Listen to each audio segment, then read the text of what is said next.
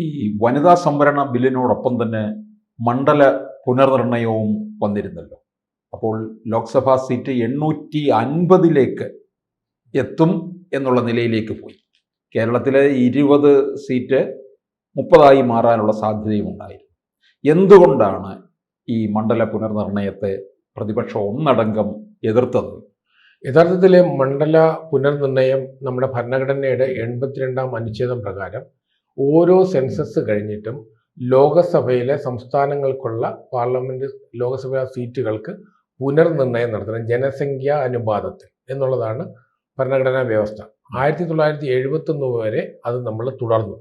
അപ്പോൾ 71-ലുണ്ടായ പുനഃസംഘടനയാണ് ഇന്നും നിലനിൽക്കുന്നത്. അതായത് ഇന്ത്യയുടെ ജനസംഖ്യ 58 കോടിയാണ് 1971 സെൻസസിൽ. ഇന്ന് നമ്മൾ ഏതാണ്ട് 145 കോടി ജനസംഖ്യയിലേക്ക് ഉയർന്നു. അപ്പോൾ 71 സെൻസസിന്റെ അടിസ്ഥാനത്തിലാണ് പുനർനിർണയം നടത്തിയപ്പോഴാണ് 77 തെരഞ്ഞെടുപ്പിലാണ് നിലയിൽ വരുന്നത്. കേരളം 18-ൽ നിന്ന് 20 സീറ്റായിട്ട് മാറി. അങ്ങനെ ഇന്ന് കാണുന്ന 543 അംഗങ്ങളുള്ള ഒരു സഭയിലേക്ക് നമ്മൾ ഉയരുന്നത്.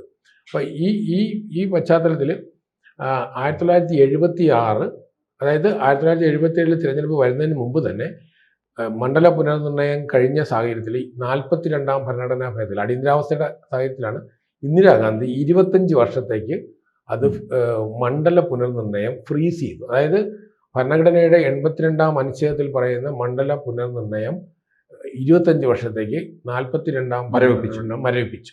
അത് തുടർന്നു പോയി. അങ്ങനെ 2001 സെൻസസ് കഴിഞ്ഞതിന് ശേഷമാണ് മണ്ഡല പുനർനിർണയം നടക്കുക. മണ്ഡല പുനർനിർണയം നടക്കണമെങ്കിൽ സെൻസസ് കഴിഞ്ഞുടൻ തന്നെ ഡീലിമിറ്റേഷൻ കമ്മീഷൻ ഓട്ടോമാറ്റിക്കായിട്ട് അത് നിലവിൽ വരും. അതൊരു ഭരണഘടനാപരമായൊരു വ്യവസ്ഥയാണ്. ഗവൺമെൻറ് നേരിട്ട് കൺട്രോൾ ചെയ്യുന്നില്ല. അതിന് ഭരണഘടനാപരമായിട്ട് തന്നെ ചില വ്യവസ്ഥയുണ്ട്.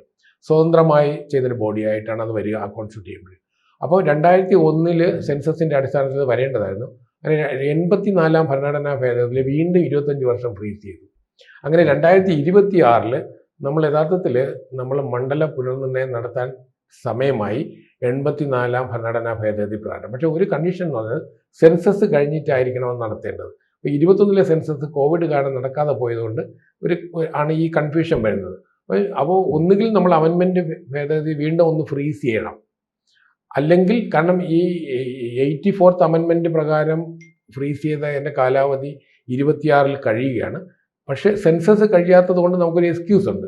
കാരണം സെൻസസ് കഴിഞ്ഞാൽ മാത്രമേ നമുക്ക് അങ്ങനെ ഒരു പുനർനിർണയം നടത്താനൊരു കമ്മീഷൻ നിലവിൽ വരികയുള്ളൂ. പക്ഷേ അതുകൊണ്ടാണ് ഒരു ഭേദഗതിയിലൂടെ നമുക്ക് വേണമെങ്കിൽ 2011 സെൻസസിനെ സ്വീകരിക്കാം. ഭേദഗതി കൊണ്ടേ പറ്റുള്ളൂ, അല്ലാതെ ചെയ്യാൻ കഴിയില്ല. അപ്പം ഇവിടെ നിന്ന് ഗവൺമെൻറ് ആദ്യം നമ്മളെല്ലാവരും കേട്ടത് തെക്കൻ സംസ്ഥാനങ്ങൾക്ക് സീറ്റുകൾ ഒരുപാട് കുറയും. അപ്പോൾ നമ്മൾ പടിഞ്ഞാറൻ സംസ്ഥാനങ്ങൾ കുറഞ്ഞോ കൂടിയോ നമ്മളാരും അന്വേഷിച്ചില്ല. കിഴക്കൻ സംസ്ഥാനങ്ങൾക്ക് കൂടിയോ കുറഞ്ഞോ ഒന്നും നമ്മൾ അന്വേഷിച്ചില്ല. തെക്കൻ സംസ്ഥാനങ്ങൾ കുറയുന്നു എന്ന് പറഞ്ഞാൽ കോൺഗ്രസും CPM-ഉം DMK-യും ഒക്കെ വലിയ വിഷയമായിട്ട് മുന്നിലേക്ക് വെക്കുകയുണ്ടായി. ഇപ്പോൾ ഈ സാഹചര്യത്തിൽ കഴിഞ്ഞ ദിവസം പാർലമെൻറ്റിൽ അമിത്ഷാ ഒരു പ്രപ്പോസൽ വെച്ചിരുന്നു. അപ്പോൾ എല്ലാ സംസ്ഥാനങ്ങൾക്കും ഇപ്പം നിലവിലുള്ള 28 സംസ്ഥാനങ്ങൾക്കും നിലവിലുള്ള സീറ്റിൻ്റെ 50% സീറ്റ് വർദ്ധിപ്പിച്ചുകൊണ്ടായിട്ടുള്ള പാക്കേജായിരുന്നു അദ്ദേഹം മുന്നോട്ട് വെച്ചത് ഈ കഴിഞ്ഞ ദിവസം പാർലമെൻറ്റിൽ വെച്ചത്. അപ്പോൾ പ്രതിപക്ഷം ആ സമയത്ത് സ്വീകരിക്കാൻ തയ്യാറായില്ല. കാരണം ജനസംഖ്യാ അനുപാതത്തിൽ പുനർനിർണയം നടക്കുമ്പോൾ ജനസംഖ്യാ നിയന്ത്രണത്തിൽ മുന്നിൽ വന്ന സംസ്ഥാനങ്ങൾക്ക് സീറ്റ് കുറയും എന്നുള്ള ഭയമായിരുന്നു കോൺഗ്രസും DMK-യും അല്ലെങ്കിൽ ഇടതുപക്ഷവും ഒക്കെ മുന്നിൽ വെച്ച വാദം. പക്ഷെ അതിനെ പൊളിച്ചടുക്കിക്കൊണ്ടാണ് അമിത്ഷാ പുതിയ ഫോർമുല കൊണ്ടുവന്നത്. അതായത് നിലവിലുള്ള സീറ്റുകൾക്ക് എല്ലാ സംസ്ഥാനങ്ങൾക്കും 50% സീറ്റ് വർദ്ധിക്കും, സ്വാഭാവികമായും വർദ്ധിക്കും. അപ്പോൾ ആർക്കും നഷ്ടം വരുന്നില്ല. അപ്പോൾ അത് പ്രകാരം നമ്മൾ നോക്കുമ്പോഴത്തേക്കും കേരളത്തിൽ ഇപ്പം നിലവിൽ 20 സീറ്റുകളാണ്. അതായത് മൊത്തം സീറ്റിൻ്റെ 3.68%. അപ്പോൾ പുതിയ പുനഃസംഘടന വരുമ്പോൾ ഇന്നലെ പാർലമെൻറ്റിൽ അത് വിജയിച്ചിരുന്നെങ്കിൽ അത് വരുന്നത് 30 സീറ്റായിട്ട് മാറും. 3.6 ആവും നമ്മുടെ റെപ്രസെൻറ്റേഷൻ. കർണാടകത്തിൽ 28 സീറ്റാണ് ഇപ്പോഴുള്ളത്, അത് 42 ആവും. 5.15 നിന്ന് 5.14 ആകും. തമിഴ്നാട്ടിൽ 39-59 ആകും. 7.18 നിന്ന് 7.23% റെപ്രസെൻറ്റേഷൻ ആകും. തെലുങ്കാനയ്ക്ക് 17 നിന്ന് 26 ആകും. അത് 3.13 നിന്ന് 3.18 ആയിട്ട് മാറും.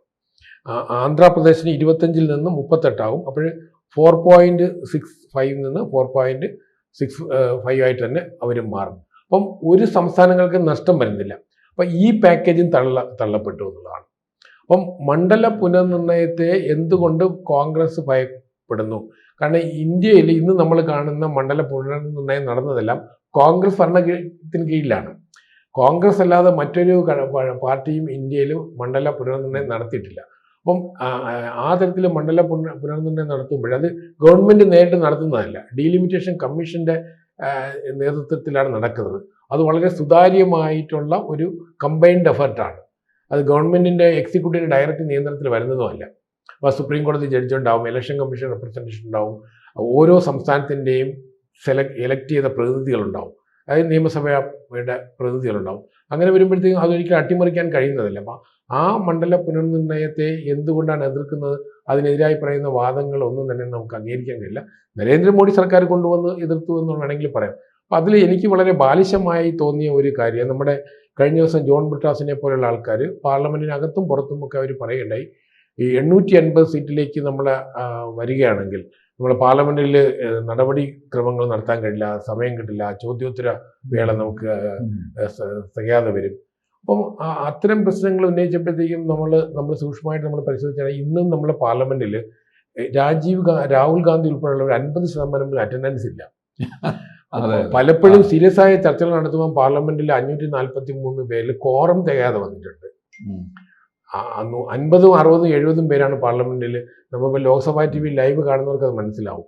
അപ്പം പലപ്പോഴും ഭരണഘടനാപരമായി നിർവഹിക്കേണ്ട ചുമതല വഹിക്കാതെ ഇന്ത്യയിലെ പ്രതിപക്ഷം ഈ കഴിഞ്ഞ 12 വർഷമായി പാർലമെന്റിൽ കാണിക്കുന്നത് ഒരു ആരോഗ്യകരമായ ചർച്ചയും നടന്നിട്ടില്ല. നമ്മൾ മുൻകാലത്തിലെ പ്രതിപക്ഷം, ആദ്യ കാലഘട്ടം മുതലേയുള്ള നമ്മളെ പ്രതിപക്ഷം ഒരുപാട് സമരങ്ങളും പ്രതിഷേധങ്ങളൊക്കെ ഉണ്ടായി പോലും നമ്മൾ പഴയ കാലത്ത് അത് അദ്വാനിയെ പോലെയുള്ള ഒരു പ്രതിപക്ഷ നേതാവായിരുന്നു, വാജ്പേയിയെ പോലെയുള്ളവരുണ്ടായിരുന്നു, അല്ലെങ്കിൽ സുഷമ സ്വരാജിനെ പോലെയുള്ള, ആദ്യകാലം എ കെ ഗോപാലൻ ഉൾപ്പെടെയുള്ള ആളുകളുടെയൊക്കെ പാർലമെന്റിലെ പ്രകടനം പ്രതിപക്ഷം എന്നുള്ള തലത്തിൽ ഗവൺമെന്റിനെ ശരിക്കും പ്രതിക്കൂട്ടിലാക്കുന്ന തരത്തിലേക്ക് പ്രതിപക്ഷം പല അവസരങ്ങളും വന്നിട്ടുണ്ട്. 415 അംഗങ്ങൾ കോൺഗ്രസിനുണ്ടായിരുന്ന സമയത്ത് അന്ന് BJPക്ക് വെറും 2 സീറ്റാണ് ഉണ്ടായിരുന്നത് ആ കാലഘട്ടത്തിൽ.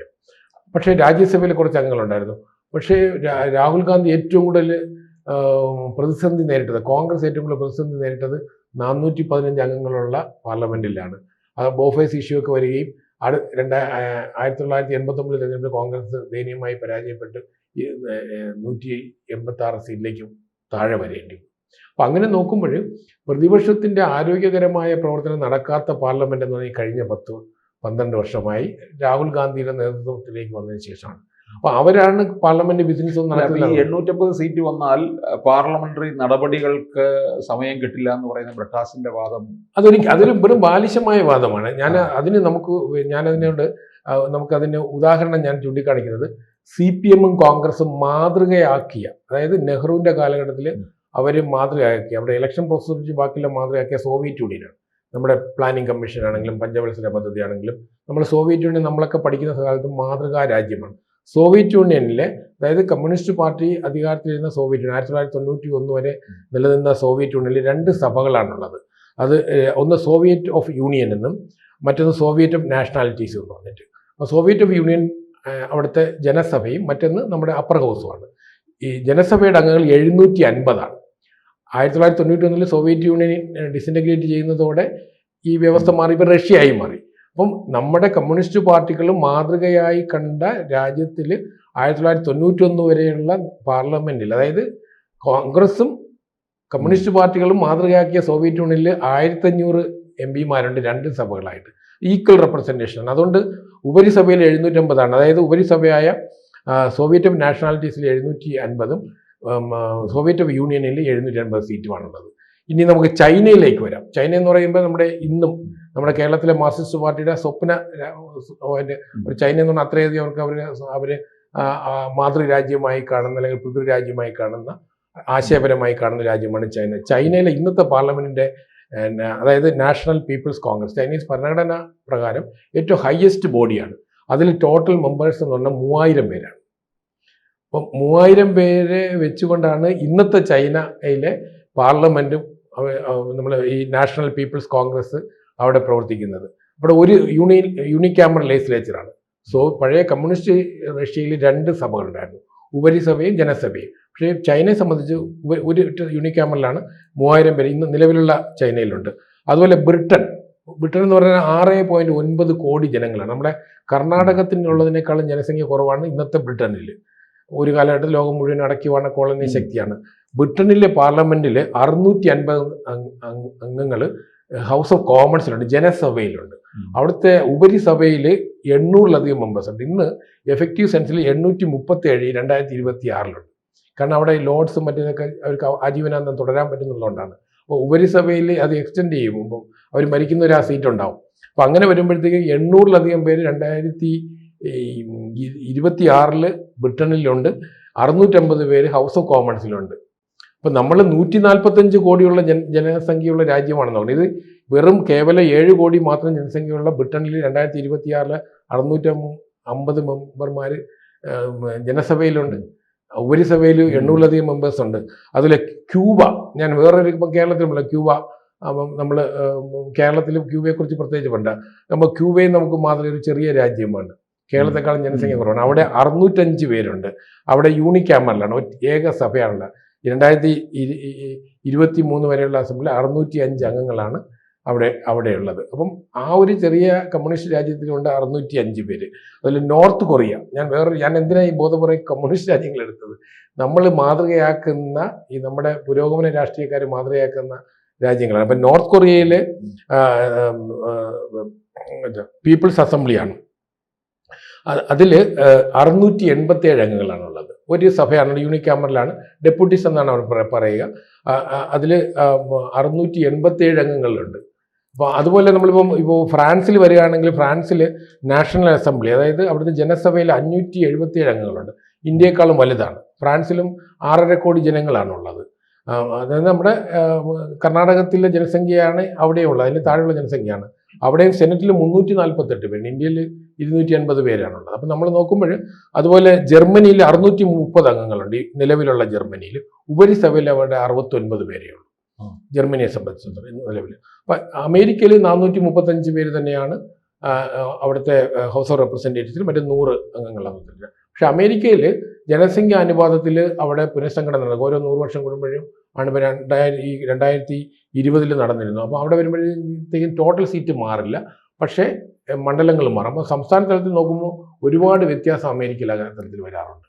അപ്പോൾ ജനങ്ങളത് സ്വീകരിച്ചിട്ടുണ്ട്. ജനസംഖ്യാ നിയന്ത്രണം പാലിച്ചില്ലെങ്കിലും ജനസംഖ്യാ അനുപാതകമായിട്ടാണ് അവിടെ പുനർനിർണ്ണയം നടക്കുക. അപ്പോൾ നമ്മൾ നോക്കുമ്പോൾ നമ്മുടെ കേരളത്തിലെയും ഇന്ത്യയിലെയും പുരോഗമന രാഷ്ട്രീയക്കാർ മാതൃകയാക്കുന്ന രാജ്യങ്ങളിലെല്ലാം തന്നെ ജനസംഖ്യാപരമായി ഇന്ത്യയെക്കാളും വളരെ ചെറിയ ജനസംഖ്യ രാജ്യങ്ങൾ പോലും വലിയ പാർലമെന്റുകളാണ്. നമ്മൾ മാതൃകയായി സ്വീകരിച്ച ബ്രിട്ടൻ, അതായത് കോൺഗ്രസും മാതൃകയായി നമ്മുടെ പാർലമെന്ററി വ്യവസ്ഥ തന്നെ ബ്രിട്ടനിൽ നിന്നാണ് നമ്മൾ അതേപടി കടമെടുത്തതാണ് ബ്രിട്ടീഷ് പാർലമെന്ററി വ്യവസ്ഥ. ആ ബ്രിട്ടീഷ് പാർലമെന്ററി വ്യവസ്ഥയിൽ പോലും 650 അംഗങ്ങൾ ജനസഭയിലുണ്ട് എന്നുള്ളതാണ്. അപ്പോൾ ഉപരിസഭയിലെ 800 പേരെ നമ്മൾ പറഞ്ഞു. അപ്പോൾ ആ തരത്തിലുണ്ട്. അപ്പോൾ ഇതൊക്കെ ജനങ്ങളെ തെറ്റിദ്ധരിപ്പിക്കുന്ന തരത്തിലേക്ക് കൊണ്ടുവരികയാണ്. യഥാർത്ഥത്തിൽ നരേന്ദ്രമോദി മുന്നോട്ട് വെച്ചൊരാശയം, അപ്പോൾ കേരളത്തിൽ 20 സീറ്റ് 30 സീറ്റായിട്ട് മാറിയാൽ എന്ത് BJPക്ക് ബെനിഫിറ്റാണ് ഉണ്ടാകാൻ പോകുന്നത്? തീർച്ചയായിട്ടും നിലവിലുള്ള രാഷ്ട്രീയക്കാർക്ക് കൂടുതൽ അംഗങ്ങളെ കിട്ടും, അത്രേ ഉണ്ടാവുള്ളൂ എന്നാണ് ഞാൻ മനസ്സിലാക്കുന്നത്. അല്ലാതെ അതുകൊണ്ട് പ്രത്യേകിച്ച് നേട്ടമൊന്നുമില്ല. അപ്പോൾ ഈ എതിർപ്പിന് യാതൊരു യുക്തിയും നമുക്ക് കാണാൻ കഴിയില്ല. ഭരണഘടനാപരമായ ഒരു ബാക്കിംഗ് ആ എതിർപ്പിനില്ല. കാരണം ഭരണഘടനയുടെ 82ാം അനുച്ഛേദം വായിക്കുന്ന ഏതൊരാളിനും മനസ്സിലാകും ഓരോ സെൻസസ് കഴിയുമ്പോഴും നടപ്പാക്കണം. പക്ഷെ 50 വർഷമായി ഇന്ത്യയിൽ മണ്ഡല പുനർനിർണ്ണയം ഫ്രീസ് ചെയ്തിരിക്കുന്നു 2 അമെൻമെന്റിലൂടെ, 42ഉം 84ഉം അമെൻമെന്റിലൂടെ. അപ്പോൾ ഓർക്കാൻ എളുപ്പമാണ്, 42ാം ഭരണഘടനാ ഭേദഗതി, 84ാം ഭരണഘടനാ ഭേദഗതി. അപ്പോൾ അതുകൊണ്ട് തന്നെ മണ്ഡല പുനർനിർണ്ണയം യഥാർത്ഥത്തിൽ ഇന്ത്യൻ ജനാധിപത്യത്തിന് ആരോഗ്യപരമായി മുന്നോട്ട് പോകുന്നതിന് അനിവാര്യമാണ്. അത് നടക്കുക തന്നെ ചെയ്യും. അടുത്ത സെൻസസ് കഴിയുമ്പോഴത്തേക്കും സ്വാഭാവികമായിട്ട് 84th അമെൻമെന്റ് പ്രകാരമുള്ള മണ്ഡല പുനർനിർണ്ണയ നടന്നേ പറ്റുള്ളൂ. അത് തീർച്ചയായിട്ടും വനിതാ സംവരണമായിട്ട് നമ്മൾ നോക്കുമ്പോൾ അല്ലെങ്കിൽ തന്നെ നിലവിലുള്ള അംഗങ്ങളുടെ അടിസ്ഥാനത്തിൽ സംവരണമാണെങ്കിൽ പോലും അതും ഈ ഏപ്രിൽ 16 നോട്ടിഫൈ ചെയ്യപ്പെട്ടു. 106ാം ഭരണഘടനാ ഭേദഗതി വനിതകൾക്ക് 33% സംവരണം ചെയ്യപ്പെടുന്ന നിയമം ഔദ്യോഗികമായി ഇന്ന് വിജ്ഞാപനം ഇറക്കി കഴിഞ്ഞ 16-ാം തീയതി. അതുകൊണ്ട് തന്നെ അടുത്ത തെരഞ്ഞെടുപ്പ് എന്തായാലും വനിതാ സംവരണം ഉറപ്പായിട്ട് വരും. മണ്ഡല പുനർനിർണ്ണയം നടന്നാലും നടന്നില്ലെങ്കിലും അത് നടക്കുമെന്ന് തന്നെയാണ് എൻ്റെ വിശ്വാസം. കൂടുതൽ വാർത്തകളും വിശേഷങ്ങളും നിങ്ങളിലേക്ക് എത്താൻ ABC മലയാളം സബ്സ്ക്രൈബ് ചെയ്യുക, ബെൽബട്ടനും അമർത്തുക.